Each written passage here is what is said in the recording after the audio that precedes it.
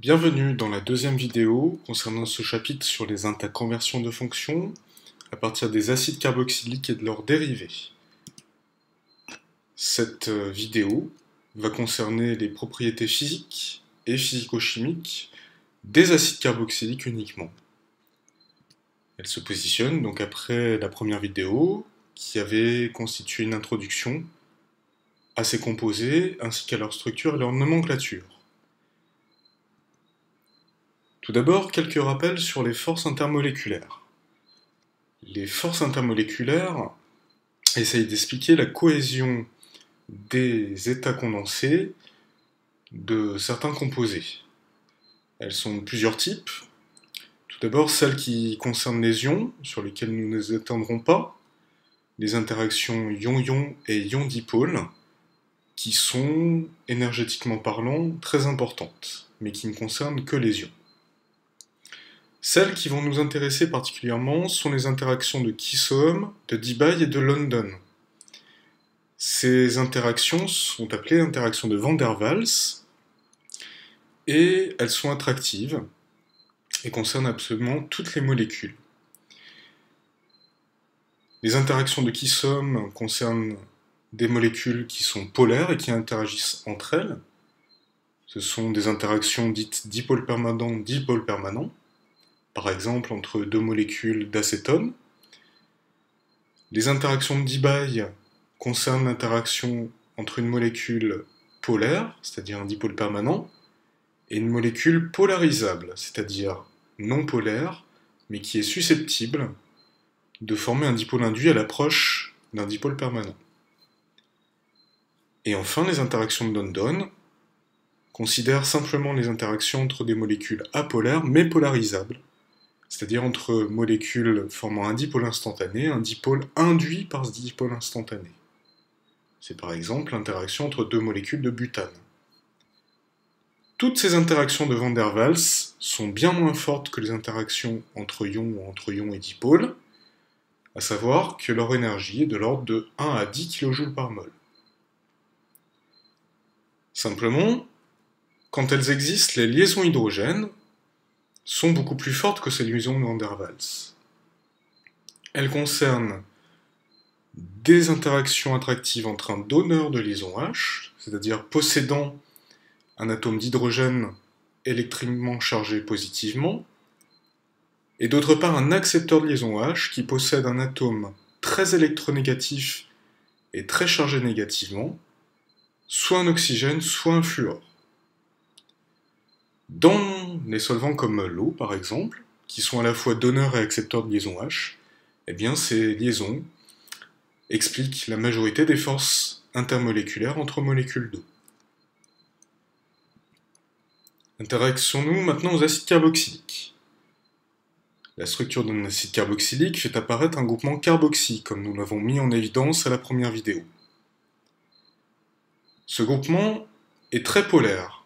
En effet, compte tenu de la différence d'électronégativité entre l'oxygène et le carbone d'une part, et l'oxygène et l'hydrogène d'autre part, eh bien les liaisons COO et C''O sont polarisées, de même que les liaisons OH, faisant apparaître des charges partielles négatives sur les oxygènes et positives sur le carbone fonctionnel et l'hydrogène. Mais ces molécules sont avant tout accepteurs et donneurs de liaisons hydrogène, tout comme l'eau, du fait de la polarisation de la liaison OH. Nous avons vu que ceci est particulièrement important pour étudier les caractéristiques intermoléculaires des forces entre les molécules d'acide carboxylique. Il faut noter que ces molécules sont également amphiphiles. En effet, le groupement carboxypolaire coexiste avec un groupement R, qui ressemble souvent à une chaîne alkyle et qui est donc hydrophobe. Cette partie hydrophobe sera d'autant plus importante que la chaîne carbonée sera longue. Enfin, notons que le groupement carboxy est localement un groupement plan, du fait de la conjugaison électronique autour du carbone fonctionnel. Ainsi, on peut voir, grâce à la deuxième formule mésomère, que la liaison double CO comporte en fait une caractéristique entre liaison simple et liaison double, de la même manière que la liaison simple CO, comme le fait apparaître cette formule mésomère. La géométrie autour du carbone fonctionnel dans ce groupement est une géométrie triangulaire plane AX3 selon VSEPR. Donc appliquons ces connaissances désormais à l'étude des températures de changement d'état de ces molécules. Dans ce tableau, nous avons résumé les températures de fusion et d'ébullition de divers composés de masse molaire à peu près identiques. Le propane est une molécule totalement apolaire qui doit sa cohésion à l'état condensé aux seules interactions de London. On voit que les températures de changement d'état sont particulièrement faibles.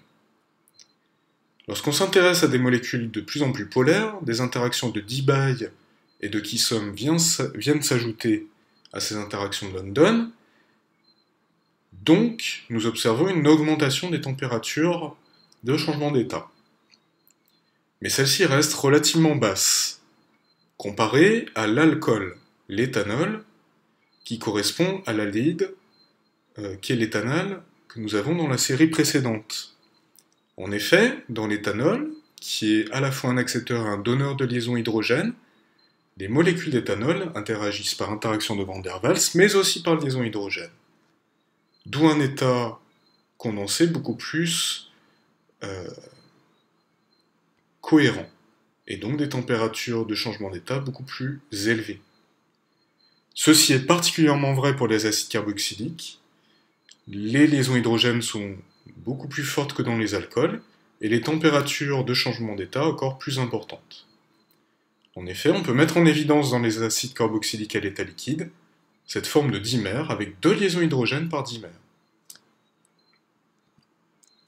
Lorsqu'on s'intéresse à la solubilité des acides carboxyliques, eh bien il faut noter donc ce caractère amphiphile qui va expliquer le comportement des acides carboxyliques dans différents solvants. Le groupement carboxy étant polaire et donneur et accepteur de liaison hydrogène, nous observons, quel que soit l'acide carboxylique, une solubilité partielle dans l'eau. Cette solubilité décroît bien entendu avec la taille de la chaîne carbonée qui est hydrophobe. Mais d'autre part, cette chaîne carbonée hydrophobe va être responsable d'une solubilité partielle dans les solvants organiques, d'autant plus que cette chaîne est longue. Il est très important de noter par ailleurs que si l'on déprotonne le H ici, on obtient l'ion carboxylate, et que cet ion de carboxylate, qui est donc un anion, va interagir avec les solvants polaires comme l'eau, d'autant plus facilement par interaction ion-dipôle, ce qui explique leur grande solubilité dans l'eau. Ainsi, si dans un mélange on possède un acide carboxylique et d'autres molécules, eh bien on pourra séparer l'acide carboxylique par extraction à partir d'une phase organique, par extraction par une phase aqueuse basique, qui fera passer non pas l'acide carboxylique, mais le carboxylate dans la phase aqueuse, avec un rendement extrêmement élevé. Ceci a été exploité en TP. Intéressons-nous désormais aux propriétés spectroscopiques des acides carboxyliques. Il faut noter 2 bandes très importantes qui apparaissent dans les spectres des acides carboxyliques. La bande de vibration CO, C double liaison O, qui intervient comme ses homologues dans les composés carbonylés entre 1700 et 1730 cm-1. Cette bande est particulièrement intense. Mais contrairement aux dérivés carbonylés, nous avons une deuxième bande importante, qui est la bande de vibration d'élongation de la liaison simple OH. Celle-ci est très large du fait des liaisons hydrogènes, et elle s'étend d'environ 2500 à 3200 cm-1. Ce qui est absolument caractéristique des acides carboxyliques par rapport aux alcools où la bande intervient des nombres d'ondes plus élevés. En spectroscopie de RMN, le principal signal à remarquer est celui du H carboxylique, qui est particulièrement déblindé. Il apparaît à un déplacement chimique de 11 ppm environ, entre 10 et 12. Dans les solvants protiques, ce signal est élargi et apparaît comme un singulet large, du fait du phénomène d'échange avec le solvant protique. D'autre part, par rapport à des H qui sont en bout de chaîne et qui apparaissent aux alentours de 1 ppm, eh bien les H en position alpha à côté du groupement carboxy sont particulièrement déblindés et donc apparaissent un déplacement chimique d'environ 2 à 3 ppm.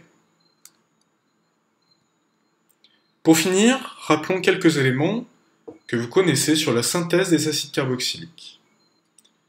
Un acide carboxylique peut être obtenu, compte tenu de vos connaissances, par deux voies. La première est une oxydation d'un alcool primaire, RCH2OH. En milieu oxydant aqueux, un alcool primaire subit une oxydation ménagée, c'est-à-dire sans changement de la chaîne carbonée, en acide carboxylique. Nous reviendrons sur cette oxydation dans le chapitre O3.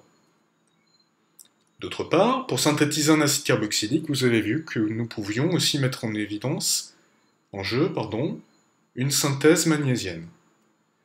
En faisant réagir l'organomagnésien RMGX sur la carboglace, c'est-à-dire du dioxyde de carbone solide, par addition nucléophile, nous obtenions un ion carboxylate qui, après hydrolyse acide, fournissait un acide carboxylique.